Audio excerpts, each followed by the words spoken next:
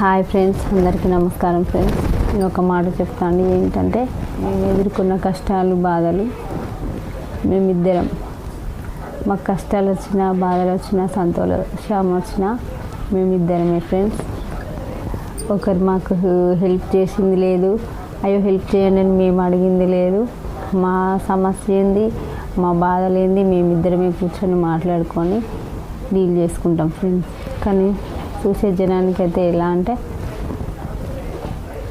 వాళ్ళకి పొగరు బాగా, ఎదుటి వాళ్ళని చులకనగా చూస్తారు. అంటే నాకు బాధ వచ్చిందని ఎదుటి వాళ్ళ దగ్గరికి పోతే వాళ్ళు హెల్ప్ చేసే రకాలు కాదు, ఇంకా హీలనగా మాట్లాడే రకాలు. అందుకని మేము ఇది ఒంటరి ప్రయాణం. అంటే మాకు ఎవరి సపోర్ట్ లేదు, ఎవరి సలహాలు లేవు. మా ఆయనకు నేను సపోర్టు, నాకు మా ఆయన సపోర్టు.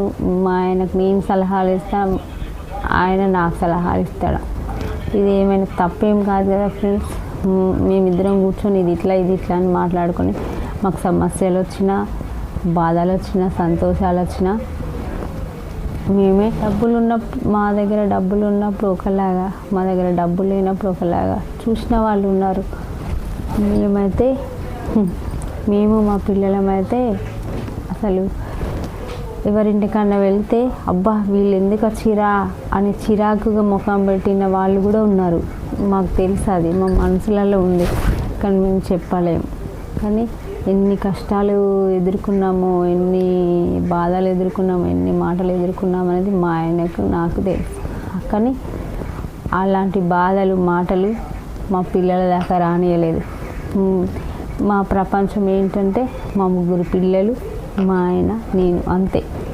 మేము వేరే వాటి గురించి ఆలోచించం. వేరే వాటి గురించి పిల్లలకు చెప్పం కూడా. అంతే, మాకు ఇంతే నచ్చుతుంది. వేరే అంటే అసలు నచ్చదు. మాకు నచ్చదు, మా పిల్లలకు నచ్చదు. నాదేమైనా మాట తప్పుంటే క్షమించండి ఫ్రెండ్స్. Okay friends.